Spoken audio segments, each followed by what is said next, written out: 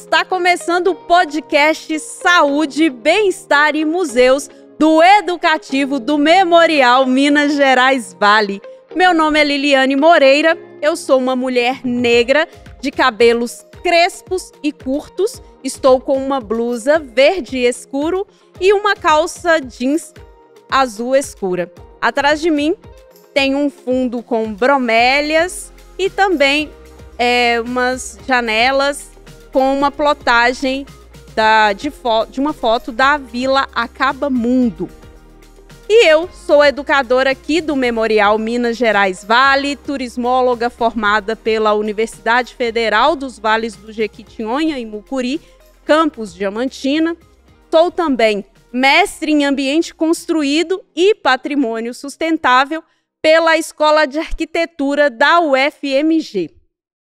Olá, eu sou Ângelo Dias, homem negro, cabelo crespo, curto, preto, tô com uma calça preta, um tênis preto, uma camisa marrom e azul.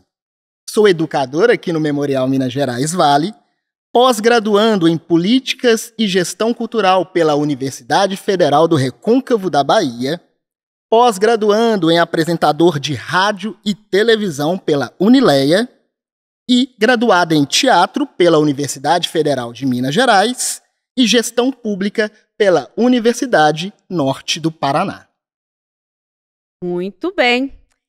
E com o tema Museus, Sustentabilidade e Bem-Estar, a 21ª edição da Semana Nacional de Museus ressalta o papel fundamental dos museus na contribuição para o bem-estar, o bem viver e o desenvolvimento sustentável das comunidades, onde possuem papel fundamental como espaços que promovem a consciência e fortalecem as identidades e a participação cidadã. Um tema bastante importante esse ano, não, Ângelo? Com certeza.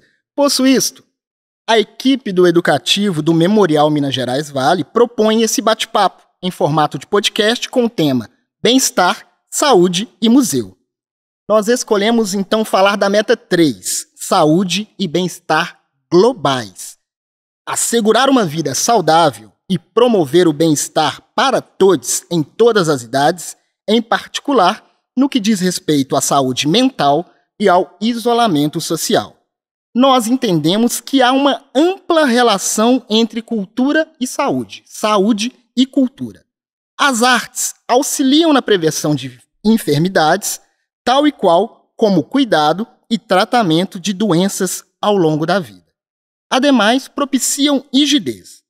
Existem estudos, Liliane, da Organização Mundial de Saúde que mostram que o envolvimento com a arte pode sim ser benéfico para a saúde mental e física. E esse podcast promete. E está começando o podcast sobre Bem-Estar, Saúde e Museu do Educativo do Memorial Minas Gerais Vale. Já conhece o Memorial? Ainda não? Chega e visita aqui o museu. Olha só, o Memorial está localizado na Praça da Liberdade, número 640, faz parte do Circuito Liberdade, aqui na cidade de Belo Horizonte. E este prédio está localizado na antiga Secretaria da Fazenda do Estado de Minas Gerais. A visitação é sempre gratuita. Estamos também nas redes sociais, nas plataformas YouTube, Instagram, Facebook e Spotify. E o site do Memorial é www.memorialvale.com.br. E estamos recebendo, então, para esse bate-papo, 2 convidados para lá de especiais.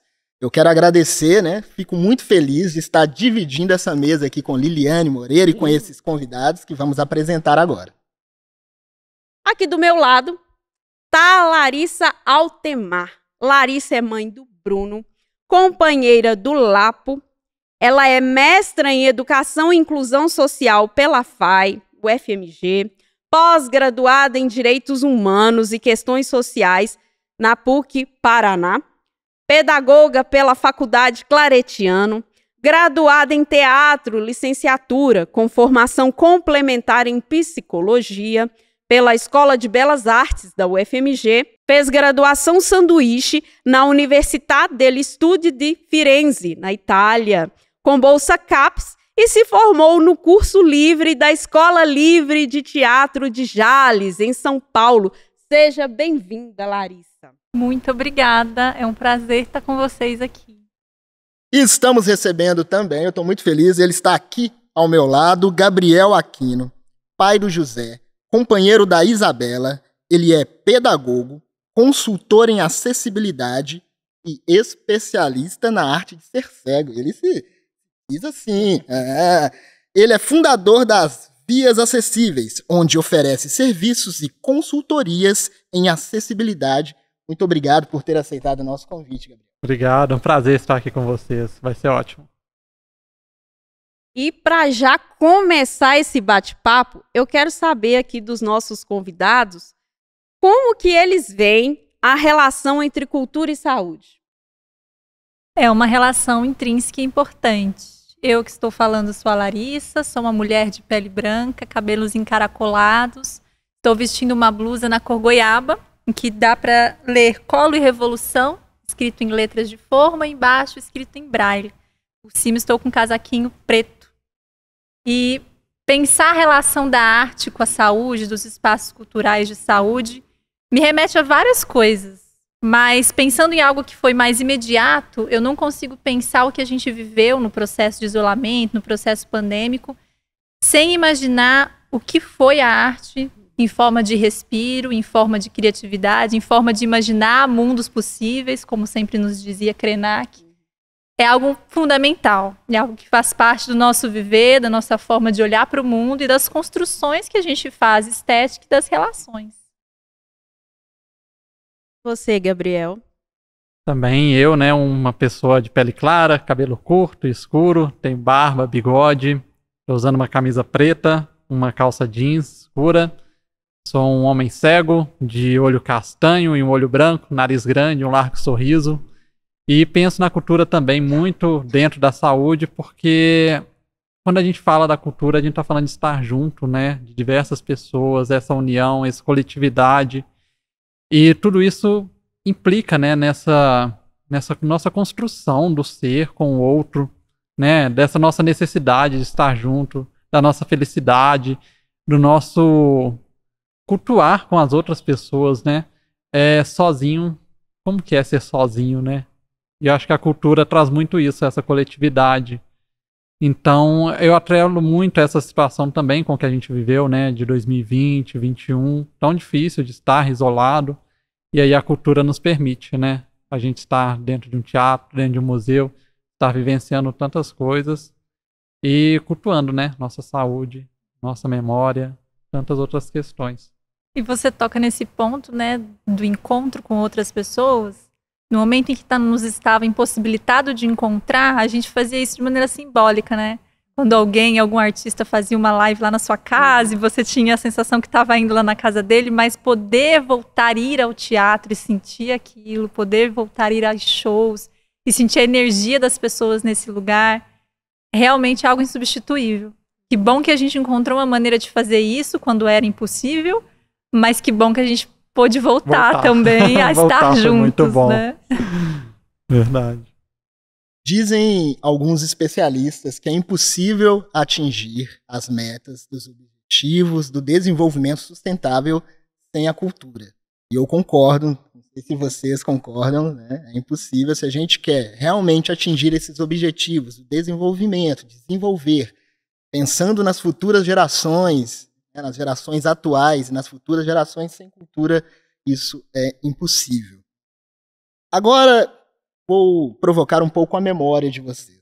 Como que vocês percebem essa relação saúde e cultura na trajetória pessoal de vocês nos espaços de cultura, como o Memorial Minas Gerais Vale e outros espaços também? Vocês lembram? Busquem na memória aquela primeira visita, né, ao teatro, a um espaço museal.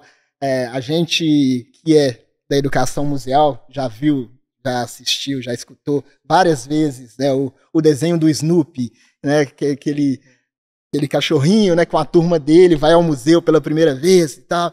Quero que vocês lembrem, busquem na memória quais foram essas sensações em espaços de cultura pela primeira vez. Como é que foi esse retorno para casa e vocês lembram dessas sensações?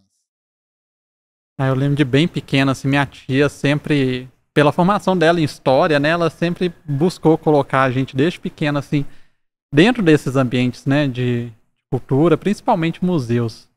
E era muito gostoso. Primeiro, o sair de casa com os primos. Era muito bom. Aqui tanto de gente que hoje nem pode, né? 10 meninos dentro do carro. Era bom demais. Ela conseguia levar que tanto de menino pra ir pro museu. Ia muito no Pipiripau, que era um ambiente também bastante assim, né? Com botânica, com muita árvore, com muita coisa natural, né? Então a gente gostava muito de lá. Dentro da UFMG, frequentava muitos museus. E aqui na praça também, eu lembro de ter participado de alguns ou outros assim. E era muito essa coisa de confraternizar e ao mesmo tempo aprendendo. Eu gostava muito disso, assim, sabe? Sem a gente perceber, a gente estava aprendendo. Eu acho que criança gostava muito de bicho, né? Então tudo que tinha a ver com bicho, essa relação com a natureza, com os animais, assim, tudo que tinha essa relação com a parte de geologia, assim, eu gostava muito de experimentar, principalmente tocar. Na época, assim, mesmo que eu enxergasse, né? Eu enxerguei ainda na minha infância, mas eu gostava do que eu podia tocar, do que eu podia me aproximar, do estar ali, né? Presente, tocando, sentindo, experimentando. Era muito legal. Eu tenho uma memória, eu devia ter uns 5 a 6 anos, que foi uma excursão escolar que a gente foi na Editora Abril, num andar em que as pessoas estavam desenhando a Turma da Mônica. Eu não sei dizer exatamente se era um editorial, isso não me lembro, mas eu me lembro da gente pequeno, olhando para aquelas pranchetas grandes, tentando adivinhar qual que ia ser a revistinha, o que a gente ia descobrir antes das outras pessoas em relação à Turma da Mônica. E eu me lembro da organização para ir, né? Como é que era a expectativa dentro do ônibus, como é que foi a hora que a gente chegou, as regras do que podia e não podia fazer. E é uma memória muito viva, né? Mas, com certeza me marcou bastante.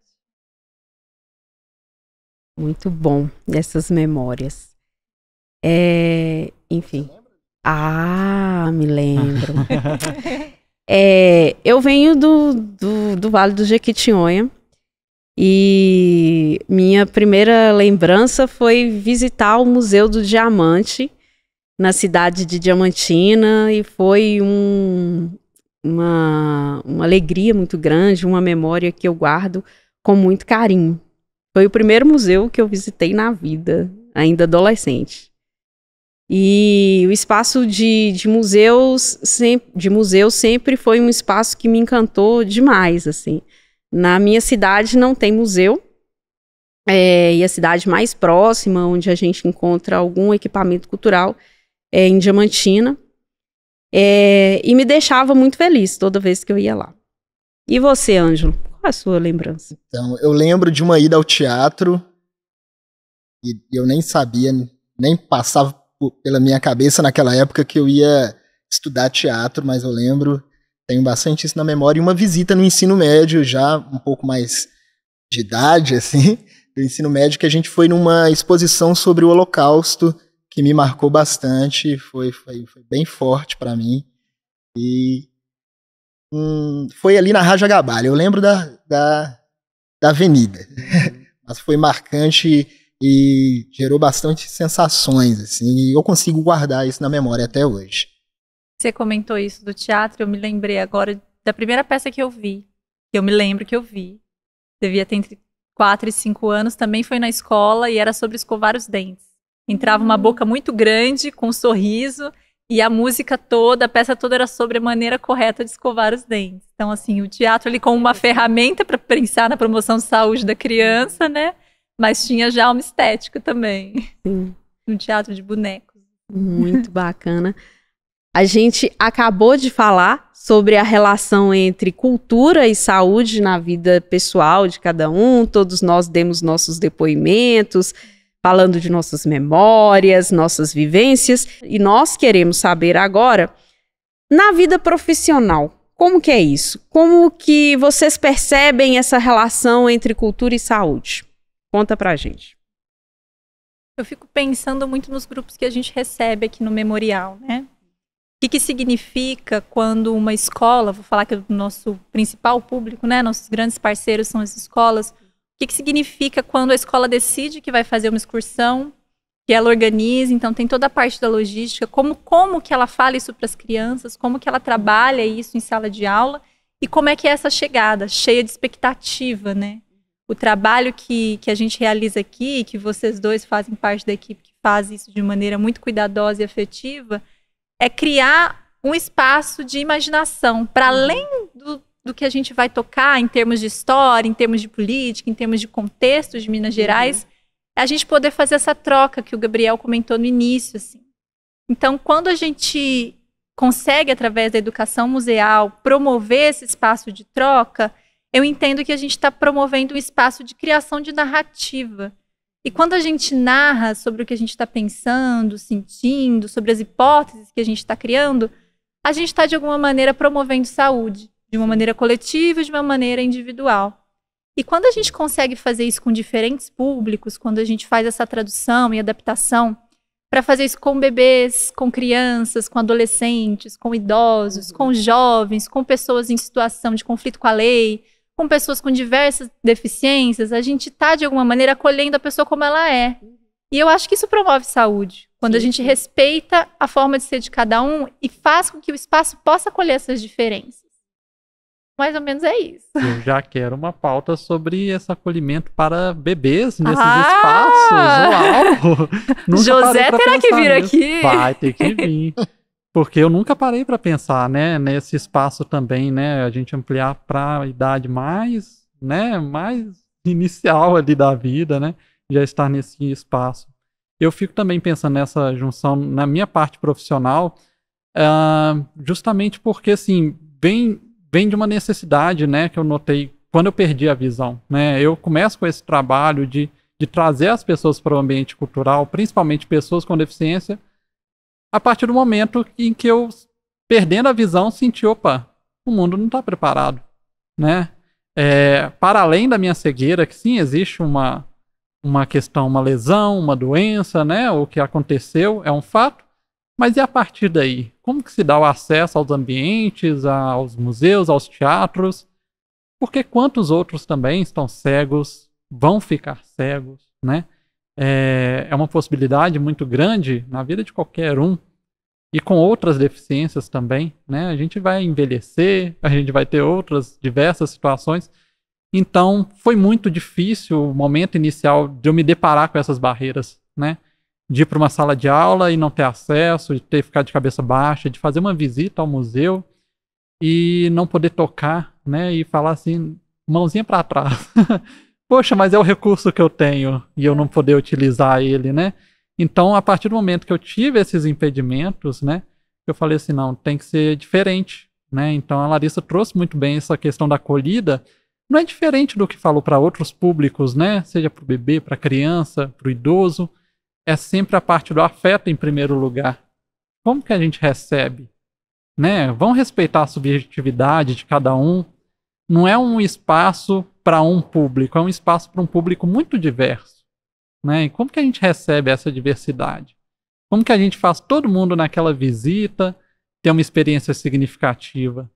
Um com mais conhecimento, um com menos. Como que a gente põe eles para interagir, né? E um agregar ao outro. Acaba que uma visita não é igual a outra, né? Porque cada público vai trazer uma questão. Então, na parte da acessibilidade, né, que é justamente o meu lado profissional, eu, antes de pensar em 1000 recursos, eu penso muito nessa parte afetiva. Nesse chegar até o museu, de pensar assim, que lugar é esse que vai estar esse museu?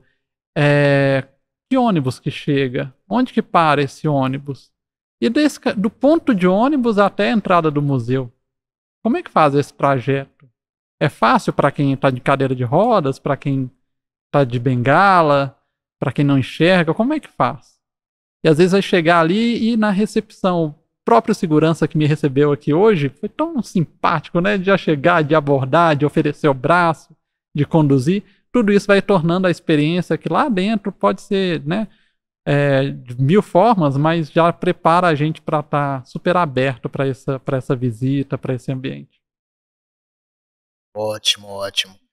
E essa visita, esse ambiente acaba impactando o nosso trabalho também, né? Como educador, eu estava conversando com a Liliane antes de começar essa gravação, e aí eu estava falando com ela que às vezes a gente chega, né, meio borocochô para trabalhar, né, pensando nos problemas da vida, e aí quando a gente atende uma escola, essa troca, né, com o estudante, tá aqui pela primeira vez, acaba melhorando o dia da gente. Eu tô falando isso não é porque tô aqui, né, no podcast, no museu, não, mas é isso.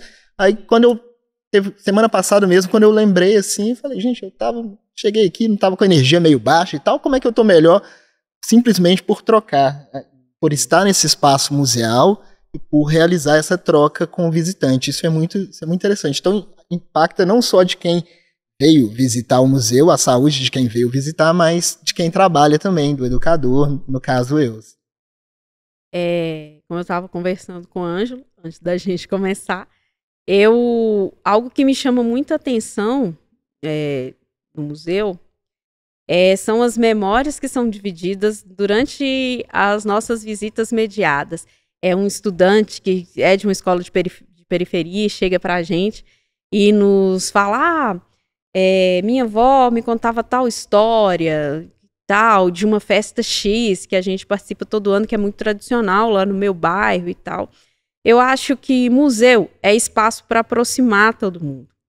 A gente tem, né, uma máxima de importância do museu enquanto um espaço que está a serviço da sociedade, mas é preciso cada vez mais que se discuta, que se pense e execute ações para caber todo mundo, para caber toda essa sociedade dentro do espaço museal, que é espaço de formação, é espaço de diálogo, de cura também, né? Como a gente está falando aqui, é espaço que envolve saúde, envolve bem-estar, e é importante que quem pensa as políticas públicas esteja muito ligado nas políticas de cultura, pense, né, nesses espaços culturais, vê como que pode ampliar a atuação desses espaços para chegar em todos os lugares. Isso é muito valioso.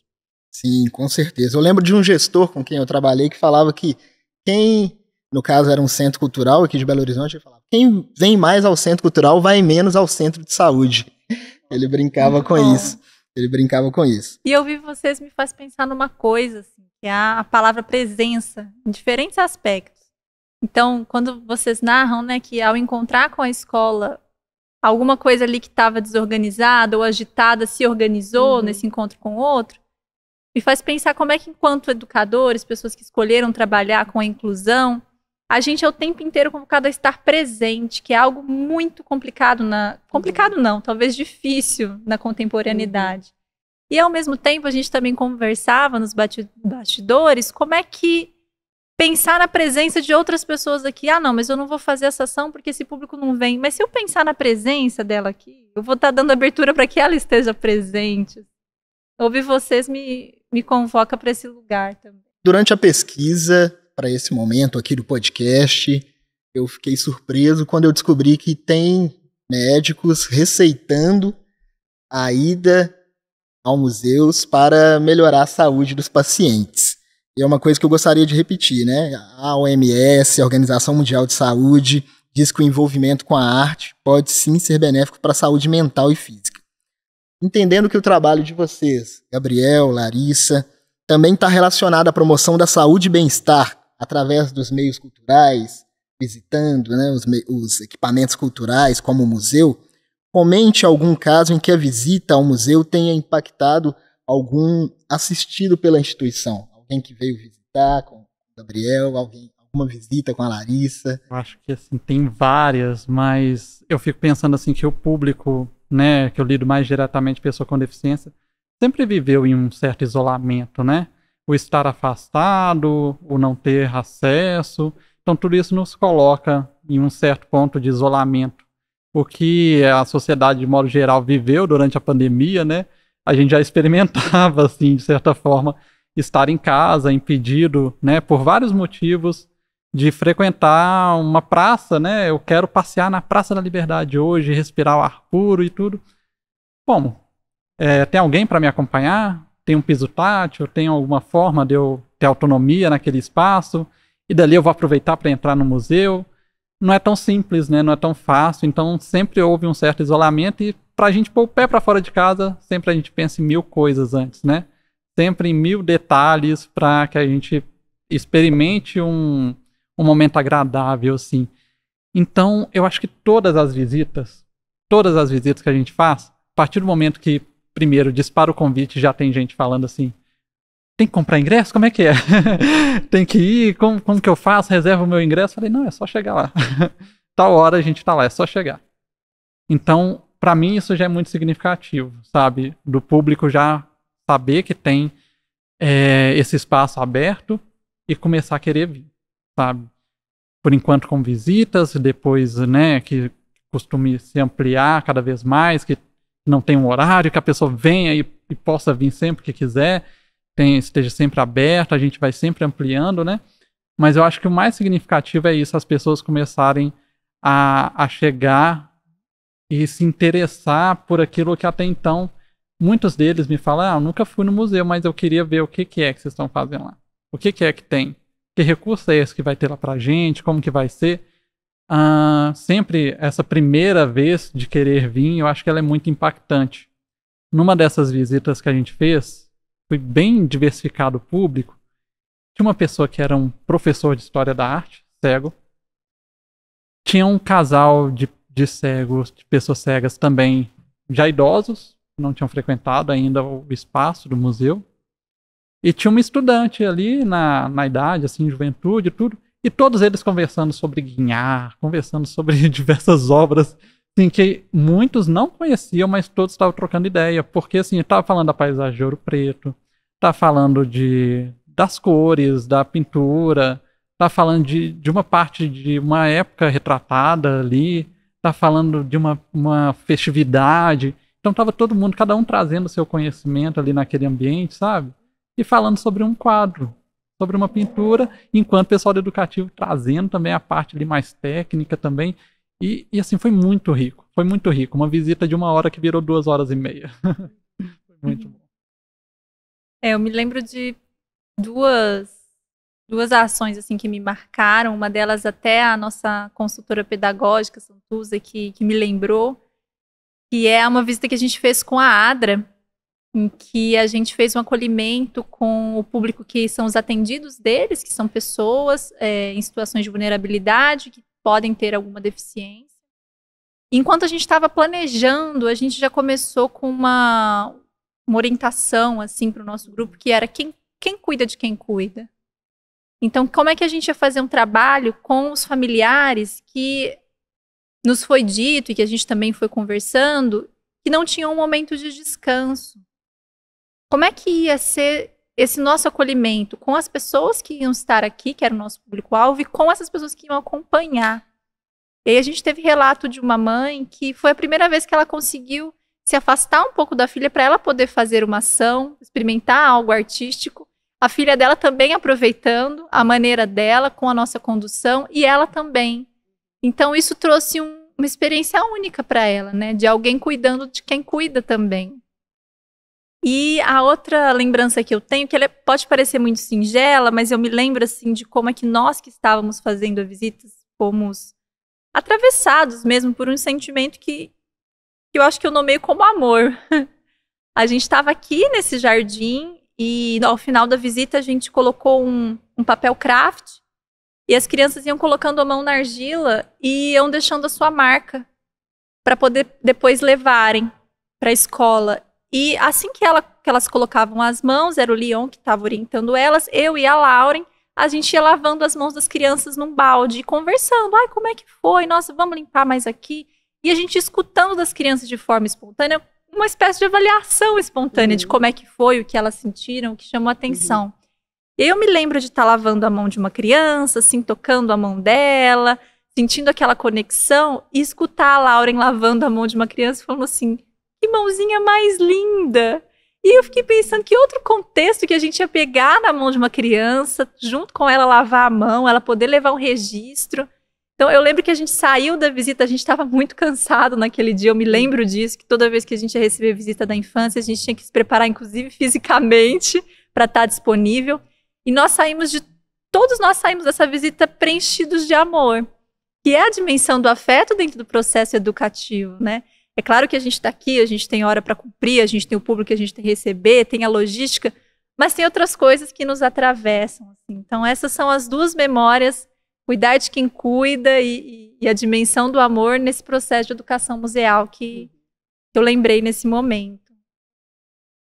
Bom, belos registros e a gente vai refletindo sobre várias questões, não é mesmo, Ângelo?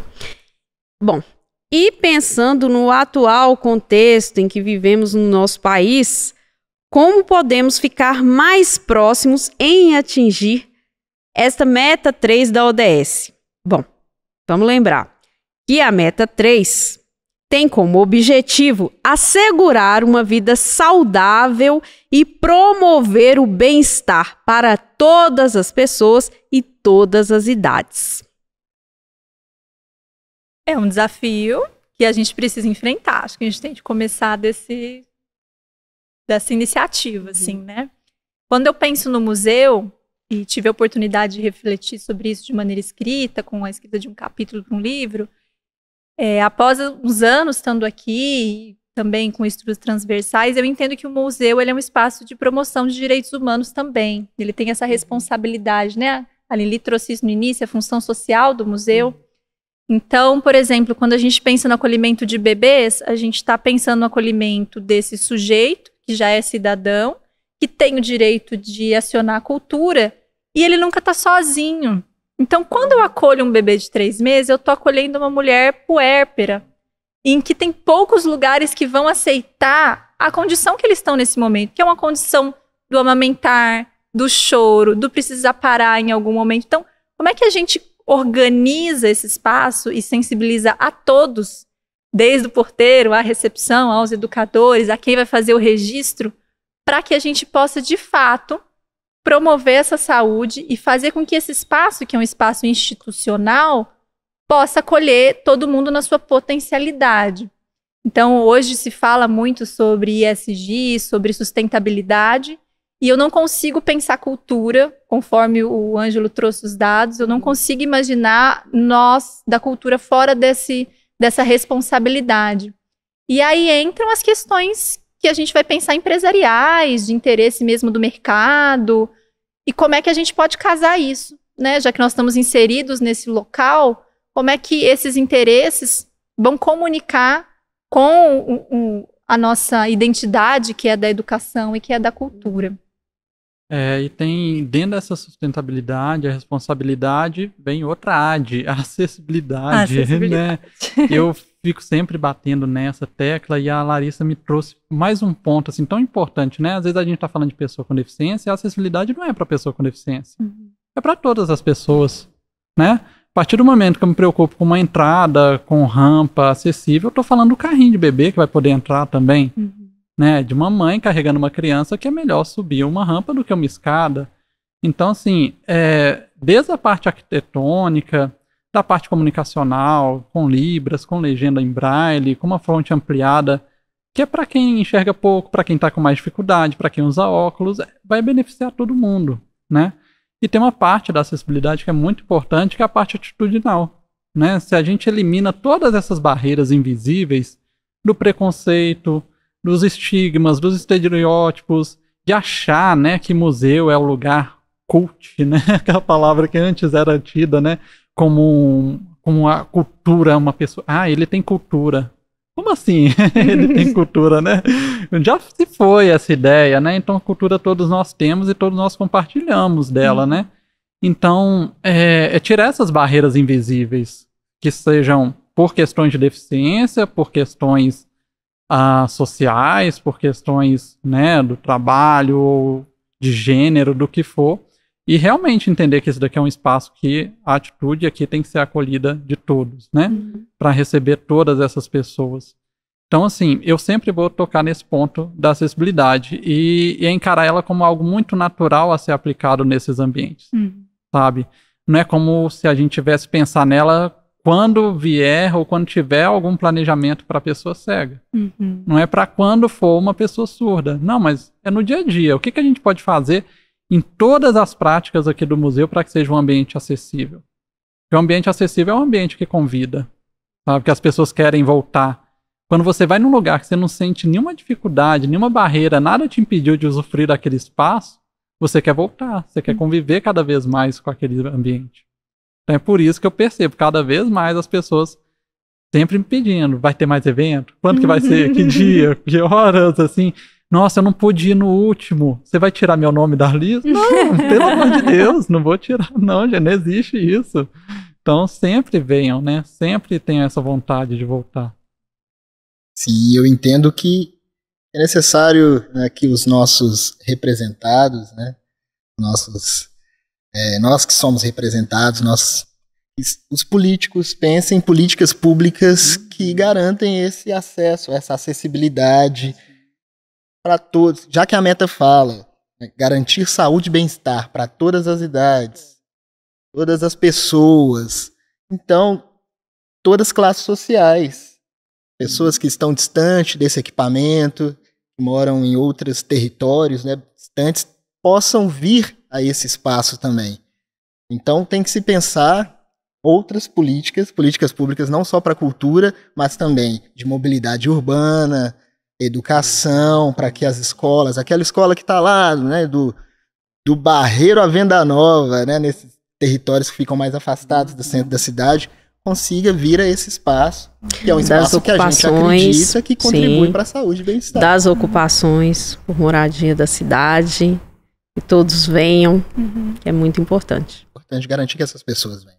E aí vocês tocam em 2 pontos importantes, assim, porque vocês falaram no início, né, que o museu é gratuito, mas a gente sabe que ele ser gratuito não garante que as pessoas vão vir. Então, de que maneira que as políticas da cidade, do estado, fazem com que essas pessoas consigam vir através da mobilidade urbana, e a gente não esperar também que isso aconteça. Enquanto isso, paralelamente, enquanto a gente está ali lutando nas políticas públicas, tem que ser constante, o que as instituições podem fazer? Aquelas que são municipais, aquelas que são privadas, é nesse sentido mesmo de parceria com um bem único, né? Que é promover o direito das pessoas, a cultura e a saúde. Certeza. Agora falem um pouco sobre os projetos que vocês estão trabalhando atualmente, os contatos e depois uma dica de um livro, série, filme sobre essa temática de saúde, bem-estar e cultura. Olha, eu tô com Vias Acessíveis que surgiu na pandemia, olha só, né? No momento de isolamento em casa, a gente já trabalhava com acessibilidade já há mais tempo, mas ali em 2020 começou a ter algumas demandas justamente, né, para vídeos e tudo mais nesse ambiente digital. E a gente falou assim, não, vamos pôr a mão na massa e vão tentar entregar alguma coisa nesse momento, né? E para nós foi muito bom, né? Durante a pandemia eu trabalhei bastante, assim, de casa, e ainda bem que a gente pôde vir depois para o presencial e trazer toda essa diversidade de trabalhos. Hoje a gente faz acessibilidade para teatro, para museus, para exposições de modo geral, para videoclipes, para toda uma gama de materiais audiovisuais, né? Então, sempre pensando em audiodescrição, libras e legenda, né? Que é o que garante a LBI. Então, vocês podem me encontrar nas redes sociais como Um Dia de Cego, que é o meu perfil que está lá, eu mostrando meu dia a dia na rua, na cidade, nesses eventos, nesses trabalhos. Está sempre lá no Um Dia de Cego. Pelo meu e-mail, contato@viasacessíveis.com. E se eu pudesse deixar uma dica aqui para vocês, eu estou fascinado com um livro do Oliver Sacks, chama O Olhar da Mente, que eu acho que é esse olhar que a gente mais precisa ter, né? Que é esse olhar, que não necessariamente é o olhar físico, mas o olhar da mente, o que a nossa mente é capaz de enxergar no mundo, né? Uma pessoa cega, uma pessoa vidente, a gente tem em comum o cérebro, né? Que está sempre aí em funcionamento, cada um da sua maneira, da sua forma. E nesse livro o Oliver Sacks fala muito sobre essa multiplicidade do olhar. É muito bom, muito, muito bom. uma série, um filme, eu vou passar para a Larissa e vou pensar. Bom, então eu vou começar falando de uma sugestão cinematográfica, que é um documentário que se chama Creep Camp. Pode falar o nome da plataforma que está disponível? Está disponível na Netflix, então dá um pouco mais fácil da gente ter acesso. É um documentário que foi indicado para o Oscar e ele traz um contexto de luta das pessoas com deficiência nos Estados Unidos, mas é bem interessante a gente pensar tudo que está exposto diante das luzes, tudo que está por trás. Então vai ajudando a gente a identificar, reconhecer e olhar para as potencialidades das pessoas com deficiência. Então todo mundo sai desse documentário transformado e ampliando a sua maneira de olhar para as pessoas com deficiência. É um livro que eu indicaria, que é de uma pessoa que acompanha a gente aqui, que é a Viviane Sarraf. Eu vou colar o nome do livro porque eu não lembro. Se chama Acessibilidade em Espaços Culturais, Mediação e Comunicação Sensorial. É baseada na pesquisa de doutorado dela, se eu não me engano, e ajuda, de maneira teórica, a gente se repertoriar para aquilo que o Gabriel trouxe, que é a questão de uma acessibilidade universal, que é atitudinal, que é arquitetônica, que tem a ver com estudos constantes, da gente ir compreendendo, entendendo as comunidades. Como é que a comunidade surda vê isso? Então, peraí, eu estudei isso, mas como é que é isso em Belo Horizonte? Então, a gente também ia sendo atravessados pelas regionalidades para poder pensar essa potência de cada indivíduo, né? O indivíduo antes de qualquer outra condição. Em relação aos projetos, eu poderia destacar 2. Um que parte do educativo está envolvido, que é um centro de convivência no Barreiro, de pessoas idosas, em que a grande parte delas tem deficiência.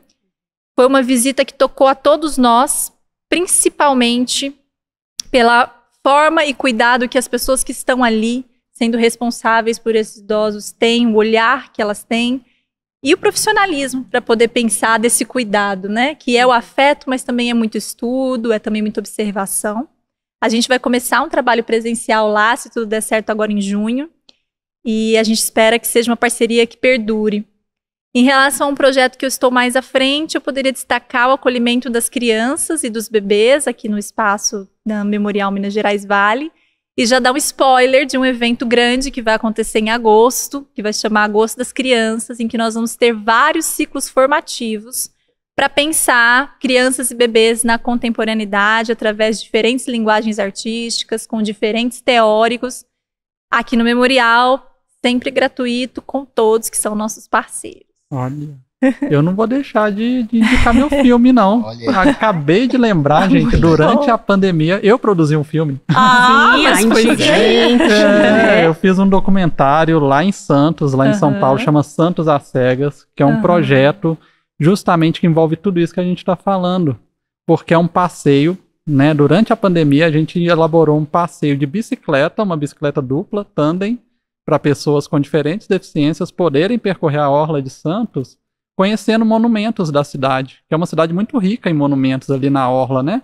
E a gente fez réplica em 3D de todos eles, e aí a gente faz esse passeio lá, é um passeio, né, como era na pandemia, era agendado e tudo mais, então era uma pessoa por vez, com todos os cuidados, né? Mas a gente está levando diversas pessoas com deficiência, virou política pública lá em Santos, a cidade adotou o projeto, e está até hoje em vigência lá esse passeio com o professor Renato Frost. Ele vai apresentando todos esses monumentos, e a gente falou assim, gente, vamos transformar isso aqui em documentário?